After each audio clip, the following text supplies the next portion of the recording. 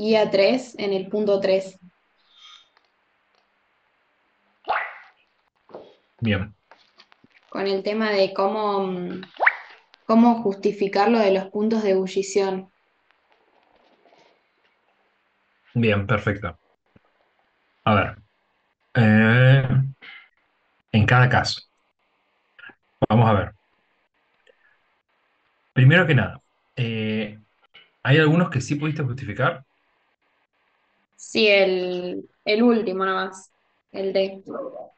Bien. ¿Y cómo lo justificaste?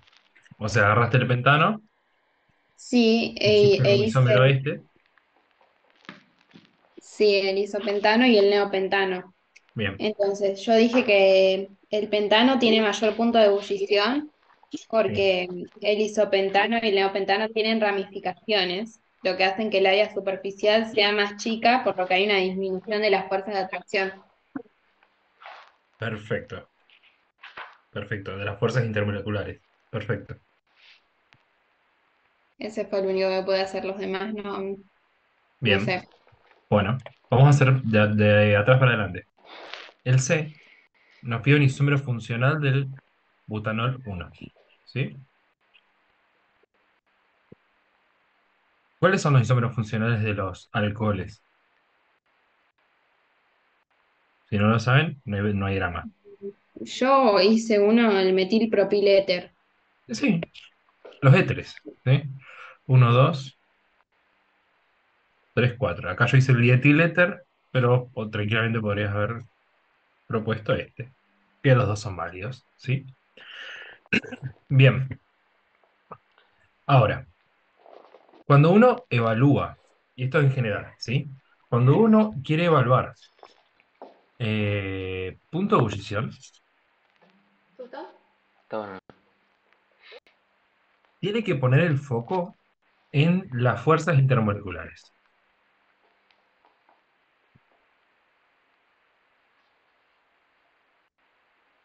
Que para todo lo que nos compete dentro de orgánica, las vamos a reducir a tres.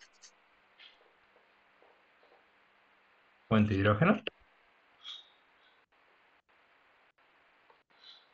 dipolo, dipolo, y random. ¿Sí? Ahora, estas tres fuerzas intermoleculares no tienen la misma intensidad. De hecho, si uno quisiera ordenarlas por intensidad creciente, lo haría así. Intensidad. ¿Ok? Es decir, las fuerzas de Landon son las más débiles de todas, le siguen las fuerzas dipolo-dipolo, y las más fuertes de todas son las de puente de hidrógeno. Entonces, recuerdo, para, para poder establecer rápidamente por qué estas cosas importan, el punto de ebullición, ¿sí? El punto de ebullición es un valor de temperatura. Esta temperatura va a ser más alta o más baja en función de qué. Yo tengo dos moléculas. Por ejemplo, a capitalizar el ejemplo que vos hiciste recién, que está perfecto. El del pentano, ¿sí?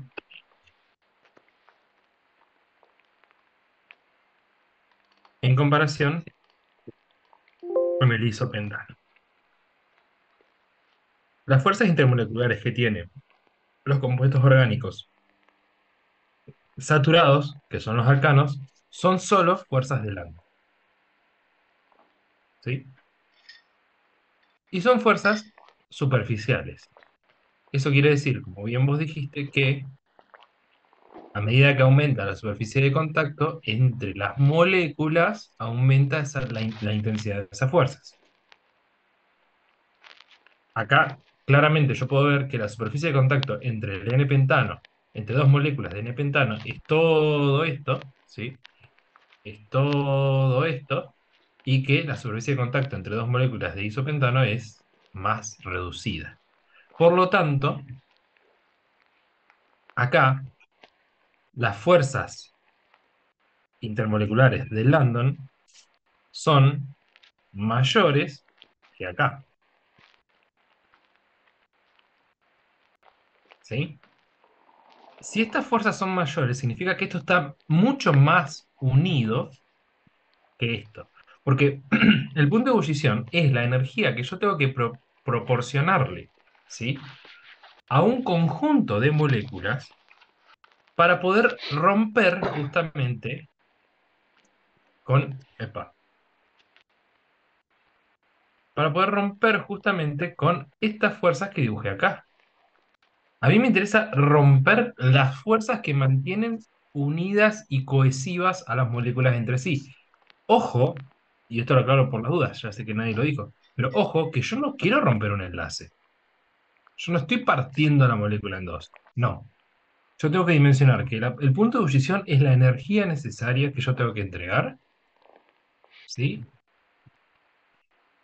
Esta temperatura se va a transformar en energía necesaria para poder eliminar esas fuerzas intermoleculares que mantenían unidas a esas moléculas. ¿Ok? Mientras más fuerte sea la, la intensidad de esas moléculas, mayor va a ser la energía que yo le tengo que proporcionar. ¿Se entiende? ¿Estamos todos en la misma página? Sí. Joya. Entonces, ahora con esa información vamos a resolver lo que queda. Sí, sí. Teníamos el butanol 1 No, no. y teníamos, vos habías propuesto esto. 1, 2, 3. ¿Sí? Ahora, en el caso anterior solamente existían fuerzas de Landon. ¿Sí? Entonces, recordemos de vuelta que esto estoy analizando las fuerzas que mantienen unidas a las moléculas entre sí. Entonces, estoy comparando a una molécula de alcohol con otra molécula de alcohol, ¿sí? Y estoy comparando a una molécula de éter con otra molécula de éter. Rápidamente, yo hago la pregunta. Vamos a ir con el alcohol. El alcohol, le vamos a poner éter. Hago la pregunta. ¿Tiene fuerzas de Landon? No, Bueno, las fuerzas de Landon se daban, acordate, carbono sp3. ¿Tiene carbono sp3 unido a carbono sp3?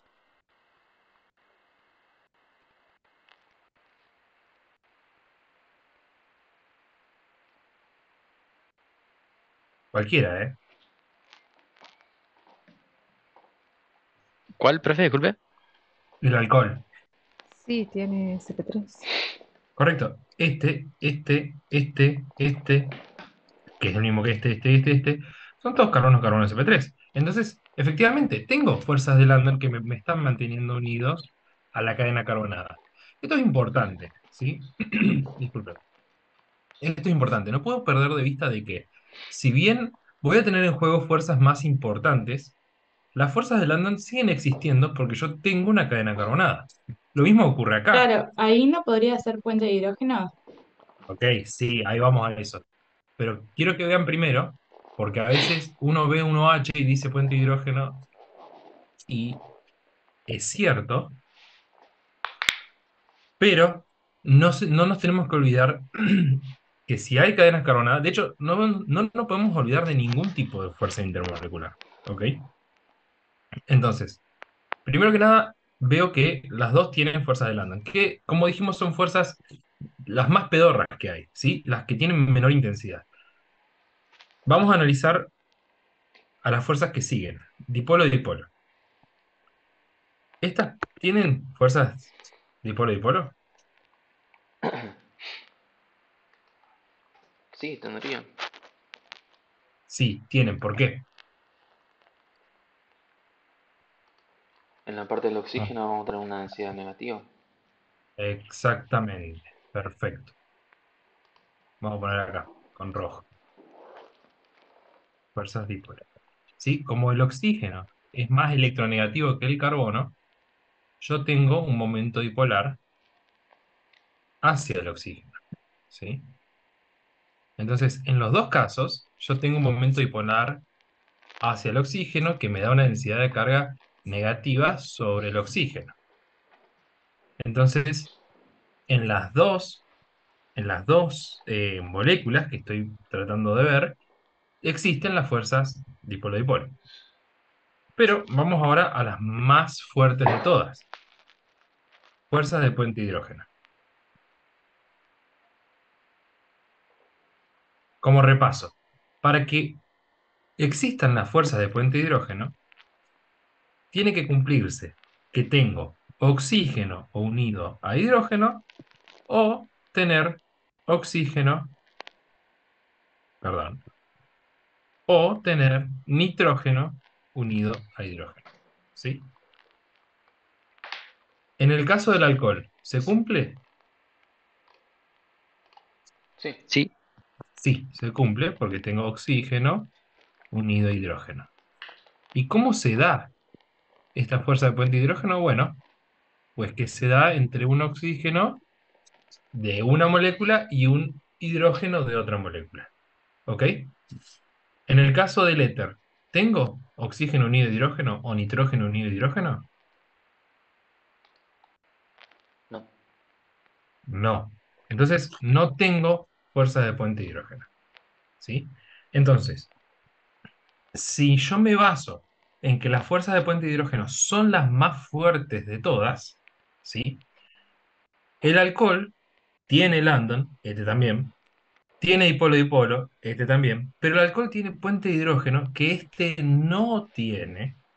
Por lo tanto, el alcohol tiene una fuerza extra que lo mantiene unido entre sí a las moléculas de alcohol, que encima es las fuerzas que mayor intensidad tienen. O sea que para yo tener que romper todas estas fuerzas, es verdad, a ver, las fuerzas de Landon las rompo, las miro y las rompí, ¿sí? Son las más débiles. La fuerza de dipolo le doy un poquito más de polente y la rompí.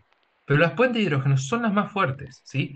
O sea, yo para tener que venir a romper acá, tengo que proporcionar una energía muy significativa, ¿sí? En comparación con las dipolo-dipolo y las lambda. Entonces, teniendo eso en cuenta, ¿cuál de los dos va a tener mayor punto de ebullición? ¿El alcohol o el éter? El alcohol. Perfecto. ¿Sí? ¿Todos lo entendieron? sí, sí. Sí, Sí. sí. Buenísimo. Sí. Pasemos al resto entonces. Y ya que estamos hablando de esto, tengan cuidado, porque eso es para la guía que viene, pero después de los 4 átomos de carbono, es decir, cuando yo empiezo a tener una cadena carbonada de 5, 6, 7 átomos de carbono, recuerden lo que dijimos al principio, las fuerzas de Landon aumentan su intensidad con la superficie de contacto. Cuando la cadena carbonada, ¿sí? Cuando la cadena carbonada es mayor a 5 carbonos, en esta situación, estamos hablando lineales, ¿no? En esta situación, las fuerzas de Landon son mayores a la de puente hidrógeno. Así que, ojo, siempre y cuando, ¿sí? Asterisco, sí, solo si existe un único OH, ¿sí? Ojo con las moléculas que tienen varios carbonos, pero tengo OH acá, y tengo OH acá, y tengo OH acá, y tengo OH acá. O sea, no son comparables. A lo que yo voy es, acá teníamos un OH y 4 carbonos. Pero si ustedes tuvieran esto, fíjense que tengo 1, 2, 3, 4, 5, 6, 7 carbonos, acá la importancia de las fuerzas de Landon no la puedo desestimar. Y de hecho, no la puedo desestimar al punto de que es más importante la intensidad de las de Landon que las de puente de hidrógeno. ¿Ok? Así que cuidado con eso.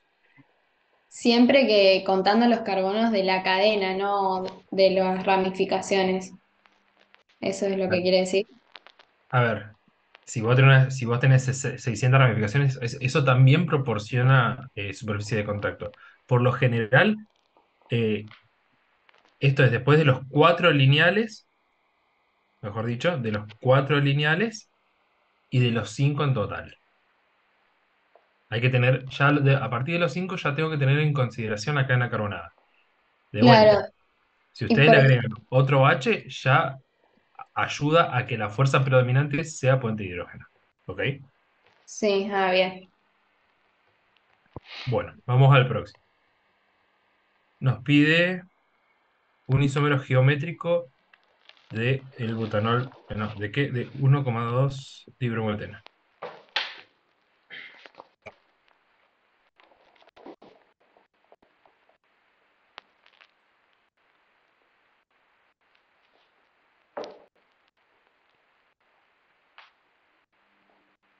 Bueno, vamos a hacer así. Yo el 1,2 dibromoeteno lo puedo escribir así o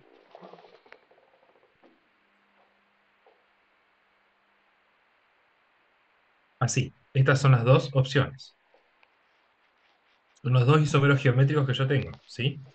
Que sería el E y el Z, ¿ok? Acá sí es correcto llamarlo trans cis. Acá sí porque tengo dos hidrógenos. Acá sí porque tengo un hidrógeno de cada lado. Pero recuerden que yo les recomendaba que si pueden nombrarlos siempre como E y Z, mejor porque se evitan problemas. Entonces los dos isómeros geométricos del 1,2 dibromoeteno son estos dos. Ahora, ¿cuál de los dos tiene mayor punto de ebullición? A ver, los dos van a tener la misma fuerza porque tienen unidas las mismas cosas, pero tiene una pequeña particularidad. Existe una diferencia de electronegatividad entre el carbono y el bromo. ¿Cuál es más electronegativo? El bromo. El bromo, ¿sí? Entonces, voy a tener un momento dipolar hacia allá y un momento dipolar hacia acá. En este caso voy a tener un momento dipolar hacia acá y un momento dipolar hacia acá. Fíjense en el caso de abajo, ¿sí? Si yo sumo esos dos vectores, ¿cómo me queda el vector total? Para arriba. Totalmente paralelo para arriba. Totalmente vertical para arriba. Y si sumo los otros dos, Se anulan entre sí. entonces acá tengo momento dipolar cero. Y acá tengo momento dipolar distinto de cero. El que yo tenga un momento dipolar distinto de cero significa que las interacciones van a ser mayores, por lo tanto el punto de ebullición va a ser mayor. Entonces, acá tengo mayor punto de ebullición. Profe, en el Ujú. caso que nos da el momento dipolar igual a cero, ¿ahí qué fuerzas intermoleculares habría? ¿De London? Pura y exclusivamente de Landon, sí. Perfecto. Acá, cuando tengo distinto de cero, ya puedo establecer dipolo-dipolo.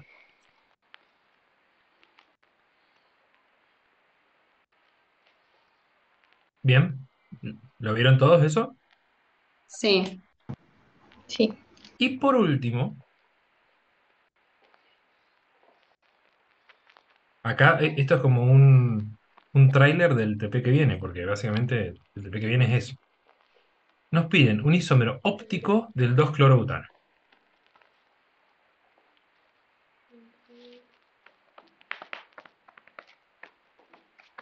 Si yo analizo la molécula del 2-clorobutano, me paro sobre este carbono, me doy cuenta que está unido a cloro, está unido a un metilo, está unido a un etilo y está unido a un hidrógeno.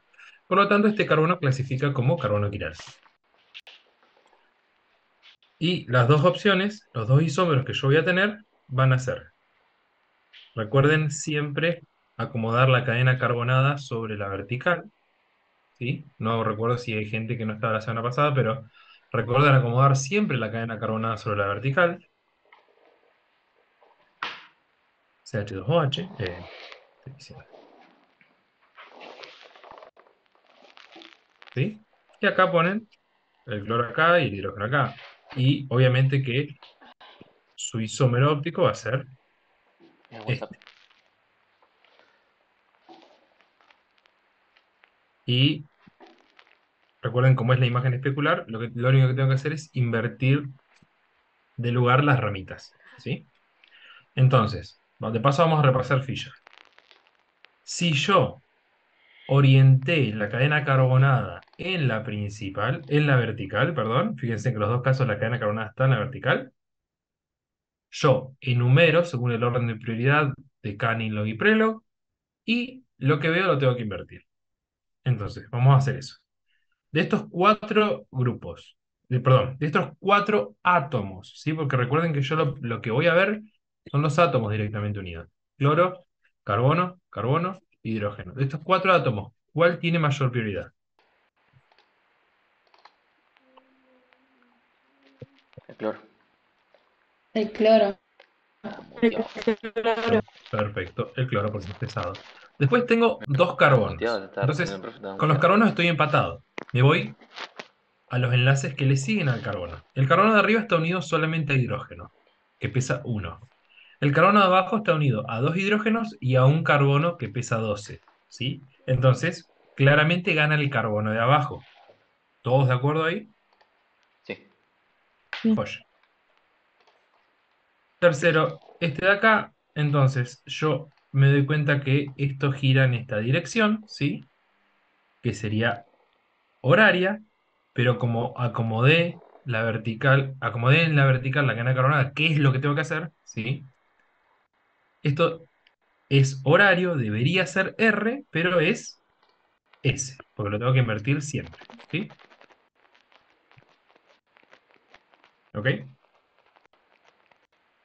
Sí, Sí. sí. Bien, y vamos acá. El uno está acá ahora, el 2 está acá y el 3 está acá. Esto gira en sentido antihorario, debería ser S, pero como lo invierto es R. Entonces, este que está acá arriba es el 2S, 2-clorobutano, y este es el 2R, 2-clorobutano. Bien. ¿Cómo, ¿Qué son entre ellos? Son isómeros ópticos, pero específicamente, ¿qué son? Enantiómero. Enantiómeros, Enantiómeros. ¿Qué significan enantiómeros? que son imágenes especulares. Bien. Y ahora yo le pregunto, enantiómeros, ¿qué propiedades tienen los compuestos que son enantiómeros? Las propiedades físicas son iguales, excepto en... Todas las propiedades físicas son iguales. Entonces, si me pregunta que yo explique cómo va a ser el punto de ebullición de este versus el de este, ¿cómo va a ser? Va a ser el mismo. Idéntico, ¿sí? Hay una sola propiedad que se ve alterada. ¿Cuál es? La actividad óptica. La actividad óptica, ¿sí? Si gira para la derecha o si gira para la izquierda. ¿Eso depende si es R o S? No. Eso es intrínseco de la molécula. No lo sé, no lo puedo predecir. La actividad óptica no es algo que yo pueda predecir, ¿sí? No es algo que yo, viendo la estructura, puedo saber si esto gira para la derecha o para la izquierda. No lo sé. El S puede ser dextrógiro o levógiro, ¿sí? No necesariamente es que el S tiene que ir a la izquierda y que el R tiene que girar a la derecha, ¿sí? Porque recuerden que cuando estamos hablando de girar, acá estamos hablando de girar, desviar, ¿sí? Si esto es 0 grados, cuando pasan por un polarímetro es desviar la luz polarizada ciertos ángulos a la derecha o ciertos ángulos a la izquierda. Entonces, si gira hacia la derecha es dextrógiro y si gira hacia la izquierda es levógiro.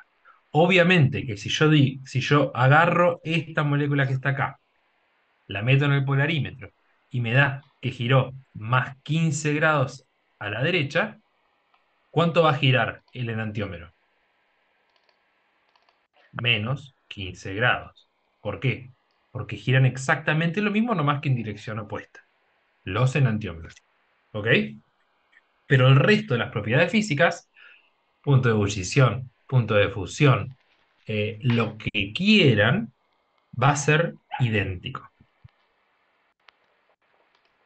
Que Ok. esto parece ser bastante anecdótico, pero todas las personas que acá sean de ingeniería química principalmente, les debería empezar a dar como cosa, porque más adelante van a ver que a mí me interesa, o el valor agregado de las cosas, de los procesos, está en justamente la separación, ¿sí? Si yo tengo una mezcla de cosas, el valor agregado está en poder separarlas y poder venderlas lo más pura posible.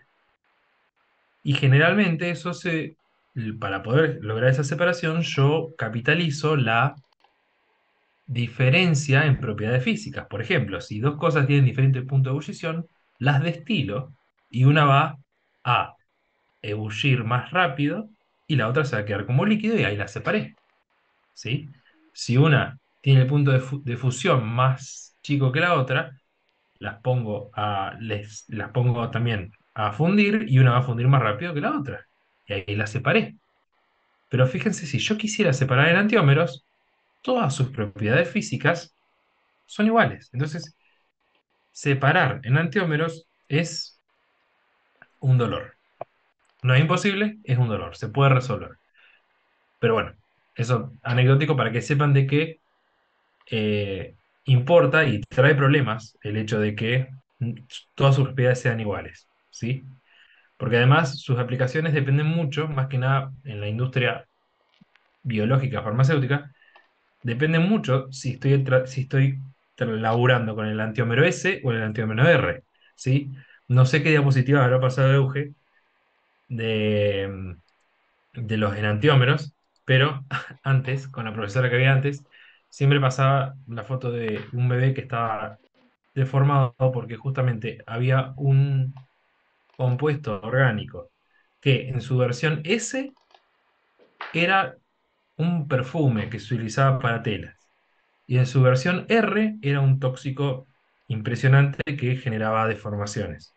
Entonces, es muy importante que no tenga mezcla de enantiómeros. Así que bueno, hay que poner el ojo ahí. Bien, ¿se entendió todo?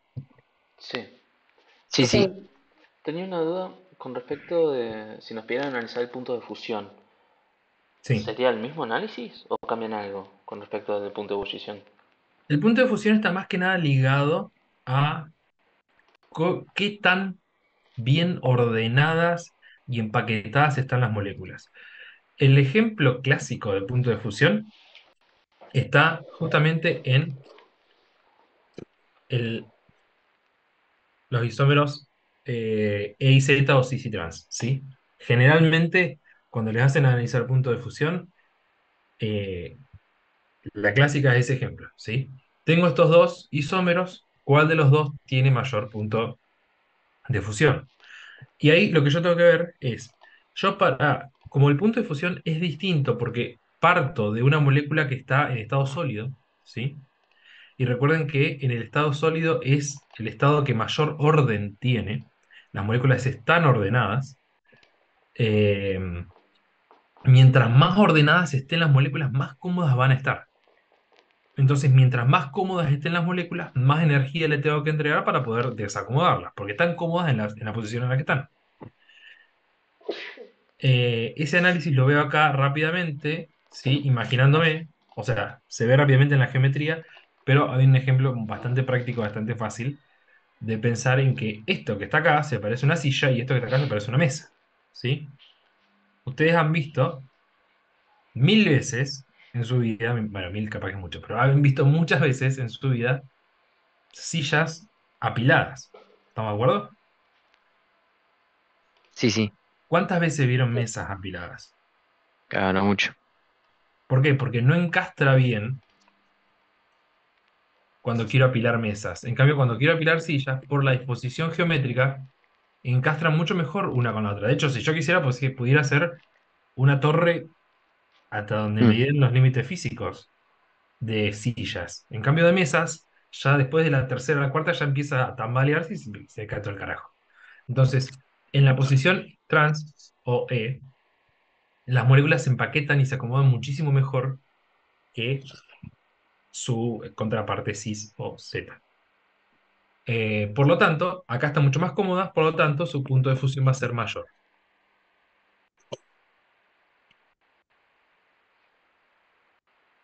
Es como que las fuerzas de London son un poco más importantes, por así decirlo, cuando Eh, son sólidos.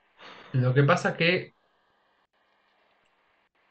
sí, o sea, ya de por sí las fuerzas son mucho más importantes cuando son sólidos, pero más que nada tiene que ver con este ordenamiento, Claro, y con esta estabilidad en la estructura. ¿Bien? buenísimo. ¿Qué más? Yo tenía una consulta de STP, profe, del punto 5, Ujú. eh, el inciso B, cuando menciona si hay que indicar si son enantiómeros, diasterómeros o meso. Sí. ¿Qué serían los mesos? Bien, los compuestos meso son compuestos que, por definición, por ejemplo, vamos a dar la definición directamente. Un compuesto meso, ¿sí? Y el ejemplo más claro de todos es el 2,3 butanodiol.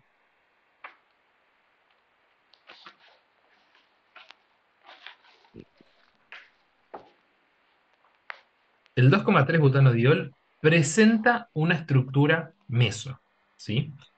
Ojo con, ojo con esto, porque generalmente uno dice el 2,3 butanodiol es un compuesto meso y eso no está bien. Porque recuerden que yo acá, si me voy a la estereoquímica, ya tengo que hablar de si es el 2S3R o el 2S3S, tengo que especificar cuál de todos ellos es el compuesto meso. Pero ahora, ¿qué es un compuesto meso?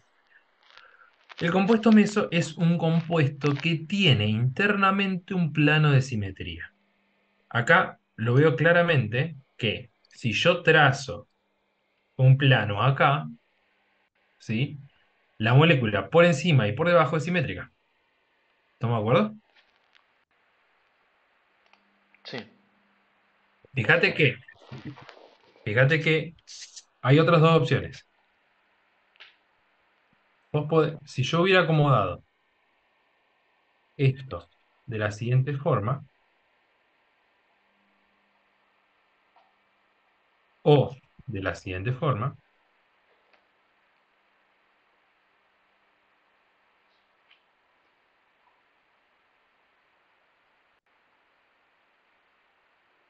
fíjate que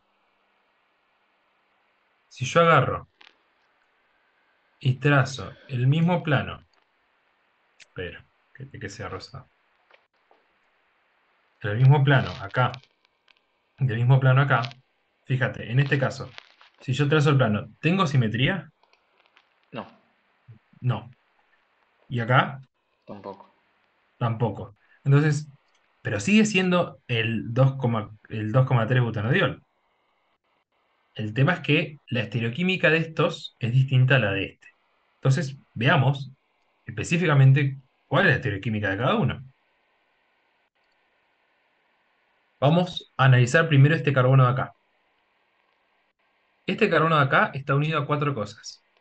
A un oxígeno, a un carbono, a otro carbono y a un hidrógeno. De esos, ¿cuál es más importante?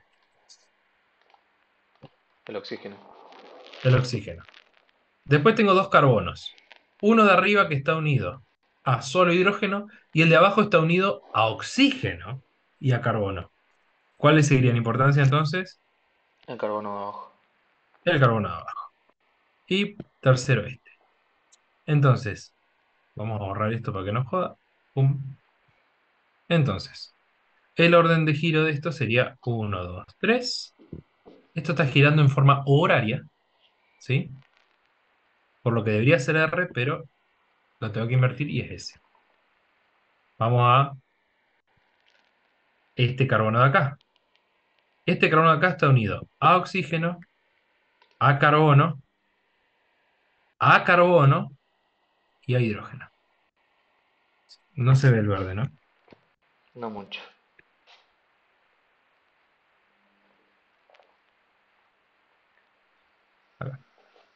peor. Eh, ese.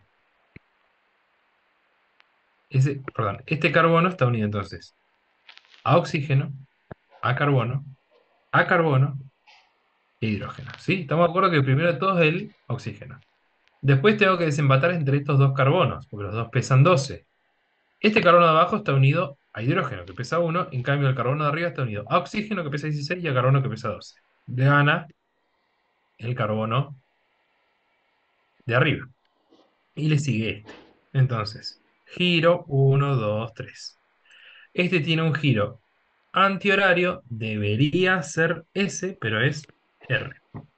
Entonces, este compuesto de acá, el compuesto meso, es el 2S3R.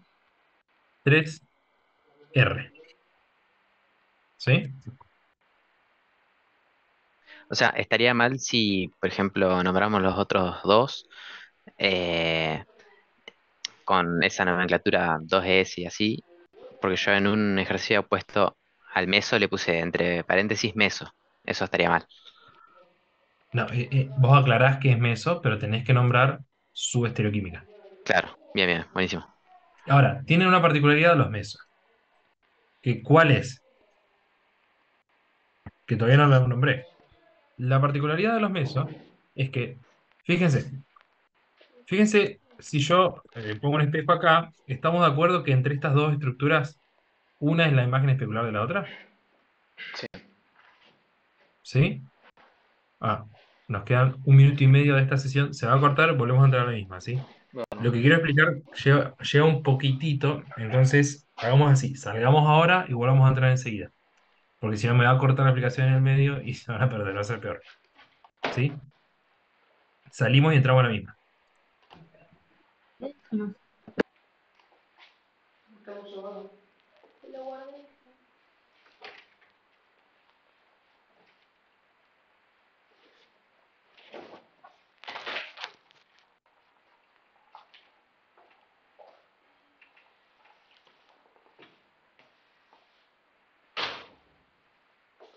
Bien, ya estamos todos acá. Vamos a hacer rápidamente lo que habíamos hecho arriba. Habíamos dicho 1, 2, 3. Esto se giraba así, debería ser horario. O sea, es horario, debería ser R, pero es S. Y después teníamos 1, 2, 3. Antihorario debería ser S, pero es R. Entonces dijimos que este compuesto era el 2S, 3R. Vamos acá. Vamos a hacer lo mismo.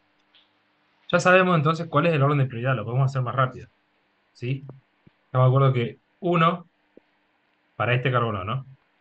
1, 2, 3. Estamos de acuerdo, ¿no? Porque son los mismos grupos. Nomás que tengo que ubicar dónde están. Entonces, esto gira hacia acá. Gira en sentido horario. Debería ser R, pero es S. Y después hacemos 1, 2, 3. Gira en sentido horario. Debería ser R, pero es S. Entonces, este compuesto que está acá es el 2S, 3S. Y hacemos rápidamente lo mismo arriba. Para este carbono, 1, 2, 3. Gira en sentido antihorario, debería ser S, pero es R. Y para este carbono, 1, 2, 3. Gira en sentido antihorario, debería ser S, pero es R. ¿Sí? Entonces, 2R, 3R. Entonces ahora vamos a empezar a hablar de un montón de obviedades. Pero son importantísimas para entender el concepto de qué es un compuesto meso. creo que está yendo. Está en el... Habíamos establecido que estos dos compuestos eran imagen especular uno del otro, ¿no? Lo habíamos establecido antes de hacer la estereoquímica, ¿sí? Entonces, ya de por sí, si uno era imagen especular del otro, ¿qué eran entre sí? Enantiómeros. enantiómeros. ¿Sí? Y eso se ve reflejado justamente en esto. ¿Sí? ¿Por qué? Porque habíamos dicho antes de que los enantiómeros, si uno era S, el otro tenía que ser lo opuesto.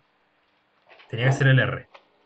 Acá en los enantiómeros, si este es el 2S, 3S, el enantiómero, su imagen especular, tiene que ser el 2R, 3R. Entonces, todo lo que hicimos verifica que estos efectivamente son enantiómeros.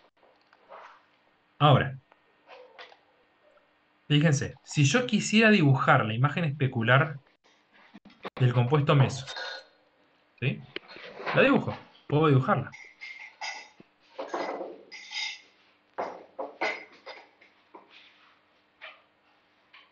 H3, H3. Y puedo, además, poner orden de prioridad. Uno, creo que hay alguien esperando, sí. Uno, dos, tres. Entonces esto gira hacia acá. Gira en sentido antihorario. Debería ser S, pero es R. Y después, uno. Estamos viendo esto, ¿no? Uno, dos, tres. Gira en sentido horario. Debería ser R, pero es S. ¿Sí? Entonces, a priori yo diría, este es el 2R 3S, ¿sí? Que si habíamos dicho que yo iba a hacer la imagen especular de este, tiene sentido que me dé invertido, ¿no? Hasta ahora vamos bien. Ahora, pasa que yo no me tengo que olvidar que para que algo califique como imagen especular de otra cosa, se tiene que cumplir, ¿sí? Se tiene que cumplir. Vamos a hacer lo siguiente. Dame un segundo.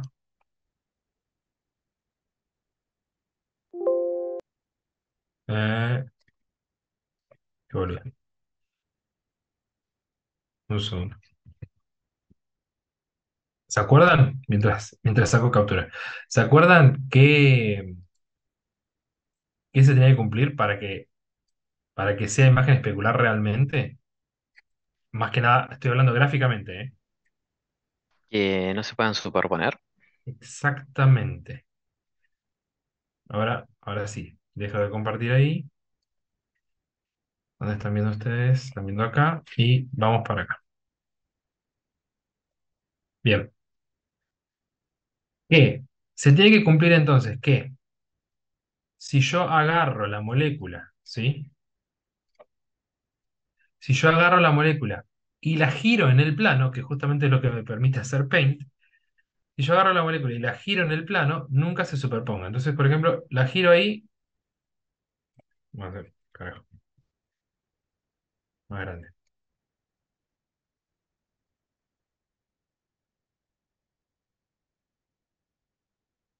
Ahora sí. La giro ahí, ¿se superpone? No, parece que va. La vuelvo a girar ahí, ¿y qué pasa?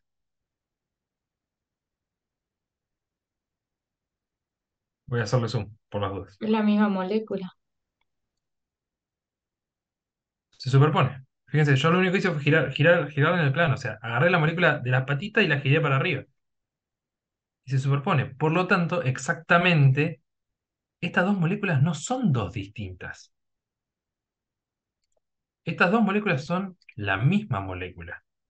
¿Y eso cómo me doy cuenta, además? ¿Por qué? Fíjense, yo había establecido de que este era el carbono 1, este era el 2, este era el 3 y este era el 4, ¿no? Pero ¿por qué no puedo empezar a contar de acá abajo? 1, 2, 3, 4. ¿Qué pasa si yo cuento desde abajo? ¿Cómo me queda la numeración de S y R? 2S, Te queda igual. 3R. Me queda igual. ¿Por qué me queda igual? Porque estos no son dos compuestos distintos. Es una sola molécula. Es una sola molécula. Esto es un compuesto meso. ¿Por qué es un compuesto meso? Porque, punto 1, tiene plano de simetría interno. Punto 2, no tiene imagen especular. Acabamos de demostrar eso, ¿estamos de acuerdo? Acabamos de demostrar que no tiene imagen especular, porque cuando lo quiero hacer, me doy cuenta que lleva la misma molécula. No tiene imagen especular. Y además, tiene un detalle más.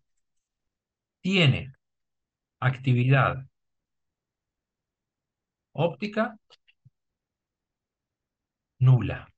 Es decir, no tiene actividad óptica. ¿Y eso lo podemos demostrar? Lo podemos demostrar también. Eh, Solamente requiere un poquitín de su buena voluntad e imaginación. Recuerden que cuando yo estoy hablando de la actividad óptica, estoy hablando de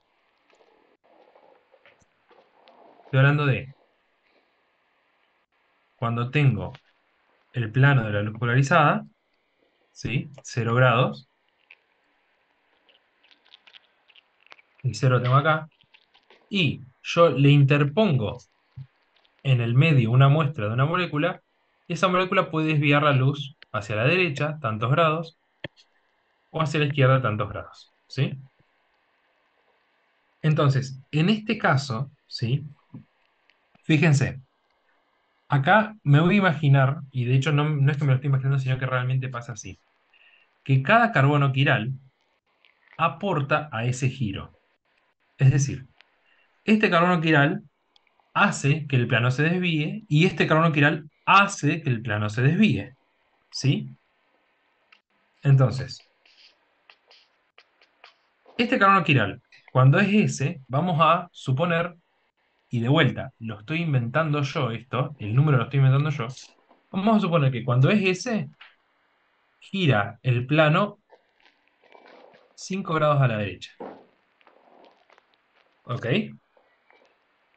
Lo suponemos nosotros. Este carbono de acá, gira el plano 5 grados a la derecha. Pero después tengo otro carbono que es igual, porque fíjense, está unido a las mismas cosas. Entonces, ese carbono de abajo, ¿cuánto va a girar también la molécula? 5 grados también. 5 grados a la derecha. Entonces, toda la molécula, ¿cuánto va a haber girado? 10. Exacto. Toda la molécula giró 10 grados a la derecha. ¿Por qué? Porque por los aportes individuales de cada carbono. Entonces, si habíamos establecido que el carbono en la configuración S giraba 5 a la derecha, ¿cuánto va a girar el carbono en la configuración R? 5 grados a la izquierda. 5 grados a la izquierda, menos 5. ¿Sí? ¿Por qué? Porque recuerden que son imágenes especulares uno del otro, son enantiómeros. Entonces, este me lo gira menos 5 grados a la izquierda. Y este carbono, que también es R y tiene la misma configuración, tiene los mismos grupos unidos, también me lo va a girar 5 a la izquierda. Toda la molécula, ¿cuánto va a girar? -10. Menos 10. Y de vuelta, fíjense que tiene que tener sentido porque si son enantiómeros y este gira en total 10, este tiene que girar en total menos 10. ¿Sí? Porque recuerden, uno es imagen especular del otro, tienen que tener actividad óptica igual en módulo, distinta en signo. Ahora, fíjense qué pasa en el caso del compuesto meso. Tengo el carbono en configuración S, que dijimos que ¿cuánto giraba? 5 a la derecha. 5 a la derecha. Y después tengo uno en configuración R. ¿Y cuánto giraba en configuración R?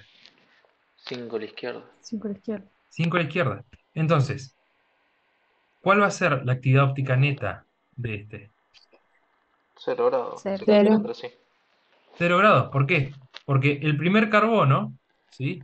El primer carbono estaba en el 0, ¿no? El primer carbono me lo gira 5 a la derecha y después el carbono de abajo, cuando lo agarra, lo gira 5 a la izquierda y lo devuelve al 0. ¿Sí? Entonces, tienen actividad óptica nula. ¿Se entendió? Buenísimo. ¿Me puede Un solo detalle. Sí, un solo detalle, un segundo más. Estos dos entre sí son enantiómeros. Ahora, si yo quiero comparar este de acá con este de acá, ¿qué son entre sí? diástero isómero? Perfecto, estos son diastereoisómeros. Al igual que este con este, ¿sí? ¿Y cuál es la definición entonces de diastereoisómeros? Diastereoisómeros. Ahí dice diastereoisómeros. Los diastereoisómeros son, entonces, isómeros ópticos que no son imagen especular uno del otro. Tan simple como eso.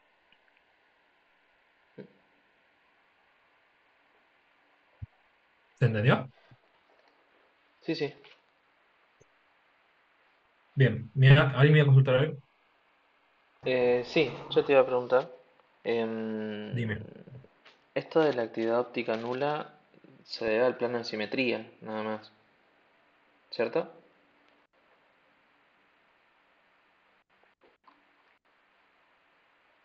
Disculpa, ¿podés repetir? Que lo de la actividad óptica nula Sí. se debería al plano de simetría que hay en la molécula. Correcto, está todo vinculado. O sea, el compuesto meso tiene este plano de simetría, que este plano de simetría interno hace que no tenga imagen especular y que este plano de simetría hace que no tenga actividad óptica. O sea, todas estas consecuencias son las que conforman a un compuesto meso. Claro. Había un inciso que parecía que tenía un plano de simetría, pero en la Había especie un de carbono en el medio. arriba, no, en la especie de arriba había un bromo en vez de tres hidrógenos. Había un bromo metido. Bueno, entonces ahí ya no. Ahí ya no. ¿Por qué? Porque yo no tengo ese plano de simetría. Claro, Y además, fíjate que la configuración te va a dar distinta necesariamente. Y vos vas a poder generar un enantiómero si lo das vuelta. ¿Ok? sí, sí. Eso como tip también, lo de arriba y lo de abajo coinciden en los compuestos meso. Porque si no, no habría plano de simetría. Bien, ¿alguna duda con esto? ¿Se entendió? ¿Hay algo que quieran que volvamos a repasar? Fui muy rápido. No, yo entendí. Yo, yo tenía una duda en el ejercicio 6. No lo entendí mucho la consigna. Bien. Profe, después podemos plantear el 5C también. ¿Sí? Obvio. Acá. No, acá no. Acá. Ah, bueno, pero respondo el 5C rapidísimo. Actividad óptica, entonces, según lo que acabamos de ver, van a tener Ah, todo perdón. aquello que no sean compuesto meso. No, me refería al tercer ejemplo, perdón. El C del tercer ejemplo, Ah, este, ok, dale, que después no me ahora, salió la... ahora lo Des... planteamos. Sí. Dale. ¿Qué pasó con el 6? ¿Alguno en particular? Sí, es que no entendí mucho en el cuadrado, digamos, qué tenemos que marcar. Porque dice, completa en cada cuadrado la estereoquímica del estereocentro que se indica y marque con una cruz si no corresponde a un estereocentro. No me Bien, acuerdo acá. bien qué era estereocentro. Ah, ok, perfecto. Un estereocentro es un lugar geométrico físico de la molécula en el cual se da dos tipos de isomería. O isomería óptica, en el caso de un carbono quiral, o isomería geométrica en el caso de un doble enlace. ¿Sí? Entonces, para que sea un estereocentro, los estereocentros. Los estereocentros pueden ser ópticos o geométricos. Y tiene que ser básicamente un carbono para que sea un estereocentro óptico. Uno, dos, tres. Qué mal dibujé. Cuatro. Es algo que tiene que estar unido a tres cosas distintas. A, B, C y D. ¿Sí? Acá yo puse general, ¿no? Pero fíjense que este carbono de acá al medio está unido a cuatro cosas distintas. Si está unido a cuatro cosas distintas, es un carbono quiral, carbono asterisco o carbono quiral. Carbono asterisco no significa que se sacó 57 y pasó a 60, sino que es carbono quiral. ¿Por qué? Porque está unido a cuatro cosas distintas, ¿sí? Esas cuatro cosas, de vuelta, pueden ser un CH3, un oxígeno, o sea, un OH, un bromo, un cloro, un hidrógeno. Y para que se cumpla, y esto me da la posibilidad de tener isómeros ópticos. Ahora, para tener isomería geométrica, lo que tiene que pasar es que yo tengo un doble enlace y yo tenga acá una cosa distinta, es decir, que de cada lado del doble enlace, ¿sí? De cada lado del enlace tenga cosas distintas. ¿Pueden ser las mismas? Sí, pueden ser las mismas,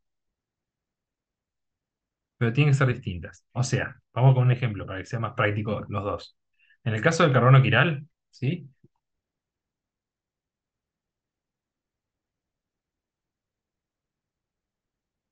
Fíjate, este carbono de acá está unido a OH, a cloro, a oxígeno, a hidrógeno, perdón, y a CH3. Son cuatro cosas distintas, entonces este es un estereocentro óptico. Distinto sería si yo hago esto.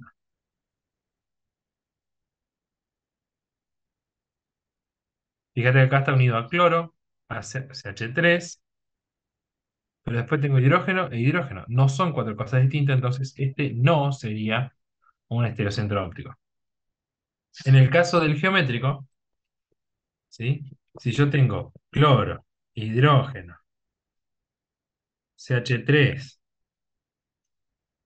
hidrógeno, fíjate que si yo analizo a este carbono, está unido a un cloro y a un hidrógeno.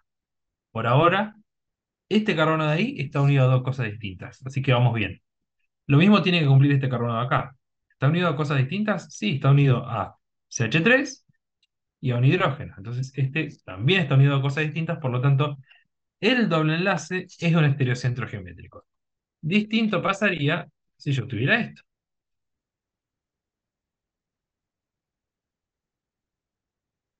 Si yo empiezo, de vuelta, si yo empiezo a mirar este, miro que está unido a un cloro y a un hidrógeno. ¿Son dos cosas distintas? Sí, perfecto. Pero si yo miro este, veo que está unido a un hidrógeno y a un hidrógeno. Está unido a las mismas cosas este carbono de acá. Y para que cumpla con el requerimiento de ser un estereocentro geométrico, ambos carbonos tienen que estar unidos a dos cosas distintas. Como este no lo cumple, esto no es un estereocentro geométrico.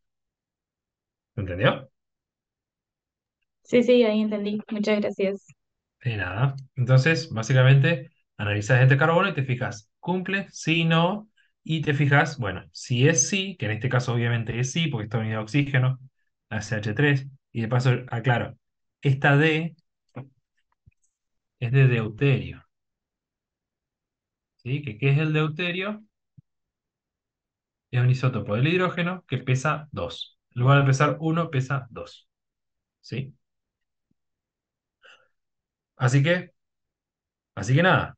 Está unido a una, dos, tres, cuatro cosas distintas. Por lo tanto, esto es un estereocentro y me tengo que fijar cuál es el orden de prioridad. Y para ver para dónde gira y listo, asignar si es R o S. Esa sería la idea del ejercicio.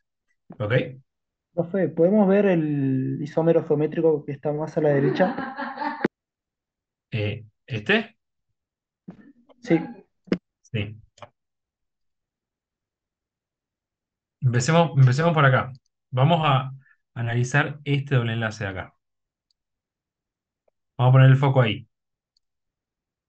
Recuerden, analizo carbono a carbono primero. Este carbono, vamos a hacer así. Este carbono de acá, ¿a qué está unido? A hidrógeno Hidrógeno y carbón. y a toda esta porquería. ¿Sí? ¿Está unido a cosas distintas? Sí. Pero este No. está unido a hidrógeno y a hidrógeno. Entonces, este no está unido a dos cosas distintas. Y como entonces los dos carbonos no cumplen con estar unidos a cosas distintas, esto no es un estereocentro geométrico. ¿Todos de acuerdo con eso? Sí, Pasemos al siguiente. Analizo este carbono de acá. Este carbono de acá está unido a CH3CH2, CH2CH3, perdón, y a CH3, a un etil y a un metil. ¿Son dos cosas distintas? Sí. Del otro lado, veo que está unido. Vamos a cambiar el color. Este carbono está unido a un cloro y a toda esta monstruosidad. ¿Son dos cosas distintas? Sí, estamos de sí, acuerdo, ¿no? Entonces, ambos carbonos cumplen con la necesidad de estar unidos a cosas distintas. Por lo que acá sí tengo un estereocentro. Entonces acá sí podemos hacer el análisis de qué es, E o Z. Entonces, hagamos el análisis en la parte más fácil, que sería en la parte naranja. Acá yo tengo un cloro, ¿sí? Y acá de vuelta. Fíjense, para determinar si tiene o no, me fijo en los grupos, ¿sí? Me fijo en los grupos. Pero ahora que ya determiné que este efectivamente tiene, me fijo en los átomos, ¿sí? Me fijo en los átomos directamente unidos. Entonces, a este carbono, ¿qué está unido? Está unido a un cloro, que pesa 35,5, y está unido a un carbono, que pesa 12. ¿Cuál es más importante? claro. El cloro, obviamente. Vamos por el otro lado. Acá está unido a un carbono y acá está unido a un carbono. Ahí cagué.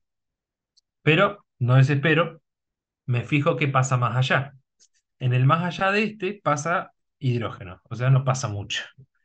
En cambio, en el más allá del de arriba, hay dos hidrógenos, pero hay un carbono también. Porque recuerden que esto, si bien ustedes lo ven así, esto está así. Tengo los dos hidrógenos así. Este estaría unido al doble enlace, ¿no? Acá está el CH3. De hecho, voy a desglosar los dos, para que quede claro por qué. Fíjense, este está únicamente directamente unido a hidrógeno. En cambio, este está unido a hidrógeno y a carbono.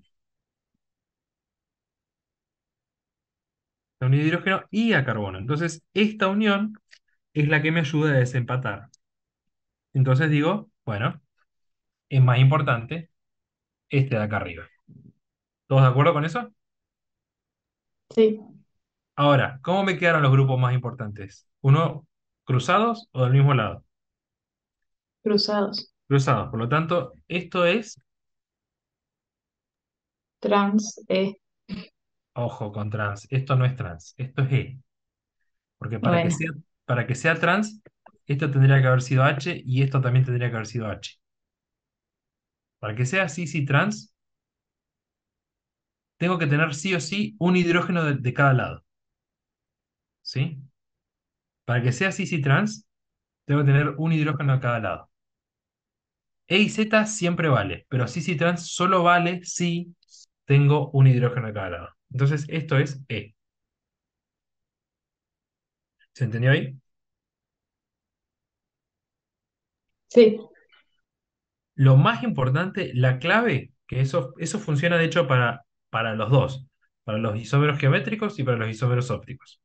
La clave está en que cuando yo voy a analizar si tiene o no tiene isomería, yo analizo los grupos unidos al carbono. Si yo digo va a tener o no va a tener, analizo los grupos. ¿Sí? Fíjense que analizamos todos los grupos eso. Pero cuando ya decidí que tiene y quiero precisar si esa isomería es ROS o EZ, ahí tengo que mirar el átomo directamente unido. ¿Se entendió? Y después, si el átomo empata, bueno, voy un poco más allá. Vamos al este de acá. Este de acá Bien. Ok. Ok.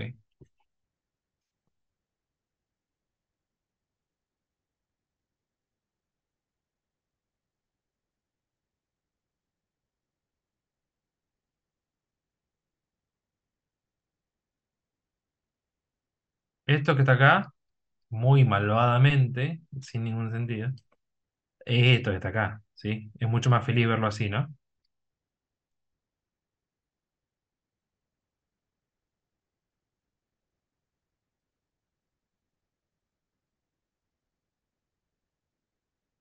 ¿Sí o no?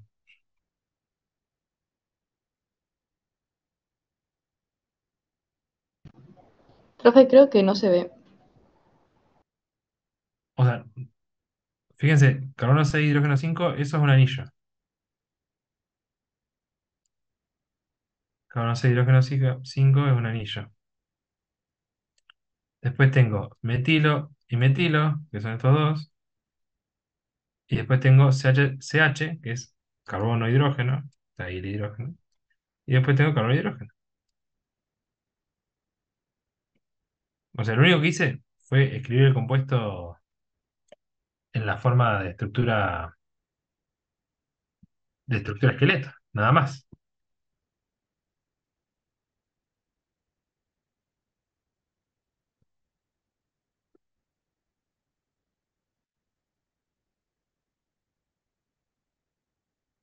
Bueno,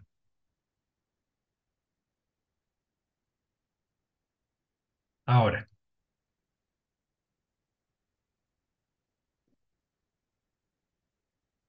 tengo que determinar si eso tiene o no isomería óptica. Igual claramente tiene, porque tenía que hacer la proyección de Fisher. ¿A dónde voy a tener isomería óptica acá? ¿En qué carbonos? ¿En los del anillo? Exacto, en estos. ¿Por qué? Porque fíjate, este carbono que está acá está unido a metil, está unido a un anillo, está unido a hidrógeno y está unido a toda esta huevada. Y lo mismo le pasa a esta. Está unido a metil, está unido al anillo, está unido a hidrógeno y está unido a toda esta cosa que está acá. Entonces, les voy a dibujar solamente la estructura de Fisher para que ustedes hagan el análisis y se la voy a dibujar de la forma fácil, para que quede evidente a qué va este ejercicio.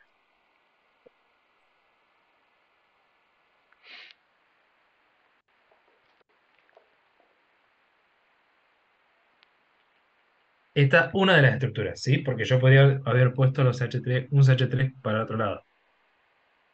¿Cuál es la clave de este ejercicio entonces? ¿Qué va a tener una de estas estructuras? ¿No es una meso? Un compuesto meso. Exacto. ¿Sí? ¿Por qué? Y porque fíjense, ya me di cuenta que tiene un plano de simetría interno. Entonces ustedes van a tener que hacer toda la bola que hicimos.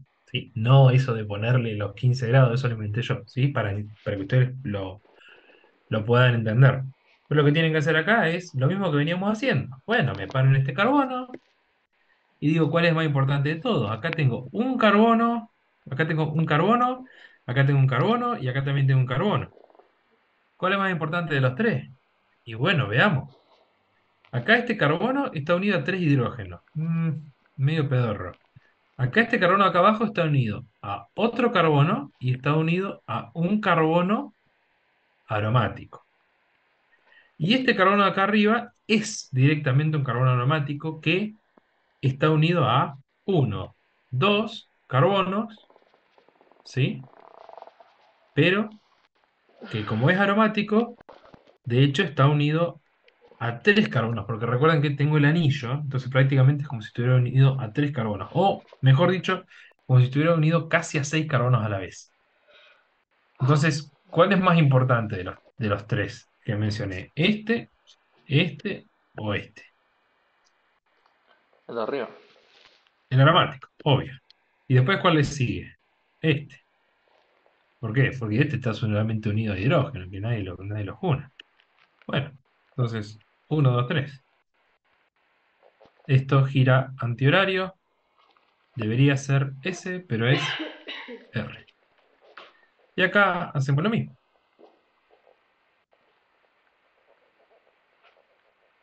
Estamos de acuerdo que el más importante es este, porque es un carbono aromático, que yo puedo decir que está unido a 6 carbonos directamente. Le seguiría este carbono, y después le seguiría este carbono de acá. Ahí está girando en sentido horario, debería ser R, pero es S. Entonces, este, como ya habíamos visto, es la combinación RS, ¿sí? Y es un compuesto meso. ¿Por qué? Porque tiene plano de simetría interno. Y tiene actividad óptica cero. Y no tiene imagen especular. Pero tengo que dibujar todos. ¿Y cuáles son los otros? Y bueno, los otros son simplemente invertir de orden eso. O sea, pongo el CH3 acá y el otro CH3 acá. Y acá pongo los anillos. Disculpen, este anillo salió feo. Pumba, pumba, pumba. Y el otro le pongo el CH3 acá y el otro le pongo el CH3 acá. Y se acabó. Ahí tengo los otros dos isómeros ópticos de esta estructura.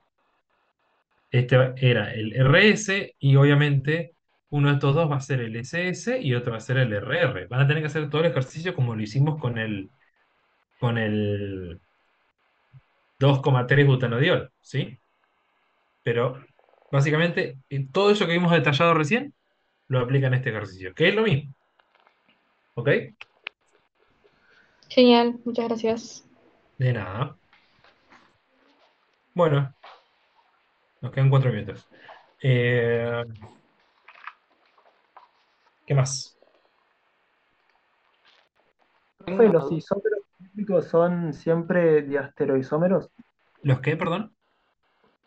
Los isómeros geométricos. Sí. Correcto. Los geométricos son siempre diastereoisómeros entre sí.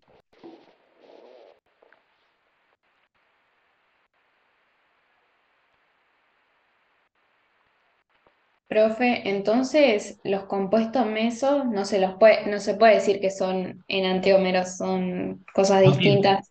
Correcto. Los compuestos mesos no tienen enantiómeros, solo tienen diastereoisómeros. Ah, bien. En cambio, los que sí tienen imagen especular tienen su imagen especular, que es el enantiómero, y además tienen diastereoisómeros con los otros. ¿Se entiende? Vale. Sí. Bien. Profe, yo tenía una duda más de STP. Del Sí, punto 7, sí. el compuesto A. Ujú. Para ver la configuración del carbono quiral. Bien. Ok. Acá tiene la infeliz realidad de que el hidrógeno, que es el más pequeño, no está atrás, ¿sí? Está adelante. ¿Lo ven? Sí. Porque recuerden que la cuña llena significa que eso está saliendo de la pantalla y la cuña vacía significa que está atravesando la pantalla hacia atrás. Entonces, lo que tienen que hacer acá, ¿sí? Porque acá no les da Fisher. Lo que tienen que hacer acá es establecer el orden de prioridad, fijarse para dónde gira y, como en este caso nosotros tenemos la cadena carbonada en un solo lugar y lo que está al costado de la cadena carbonada tiene el hidrógeno hacia adelante, lo único que tengo que hacer es invertir lo que veo. Básicamente, invertir de la misma forma que invertías en Fisher. Es decir, de estos grupos, ¿cuál es más importante sobre este carbono? De estos átomos, perdón, El nitrógeno. el nitrógeno. Después, ¿qué le sigue? Tengo carbono, carbonílico y tengo carbono de doble enlace. ¿Cuál de los dos carbonos es más importante? En principio ninguno, porque los dos pesan 12. Entonces me voy un poco más allá. Este de acá está unido a otro carbono. En cambio, este carbono de acá está unido a un oxígeno y está unido a un oxígeno 2 veces. Por lo tanto, este carbono de acá está unido a 3 veces a oxígeno. Este carbono es más importante que este carbono de acá, ¿sí? Entonces, el orden de giro sería este de acá. Y si yo hubiera tenido a la amina adelante y al hidrógeno atrás, ahí el orden de giro me daba horario y ponía R directamente. Pero como tengo el hidrógeno para adelante, que me caga la vida, tengo que necesariamente invertirlo. Entonces, si yo veía horario y debería ser R, lo invierto porque tengo el hidrógeno adelante, que es lo mismo que me pasa en Fisher, de hecho. La misma razón por la cual en Fisher yo tengo el hidrógeno adelante, lo invierto y me da que es S. Perfecto, gracias. Distinto pasa acá, si querés lo vemos rapidito. Acá tenemos orden de prioridad 1, 2 y 3. Esto gira en esta dirección, ¿sí? Esto gira en dirección antihoraria, como tengo el hidrógeno atrás, es S, de una. Queda menos de un minuto. Avisen si necesitan consulta extra, porfa no tengan miedo, pónganlo en el grupo o manden un mail y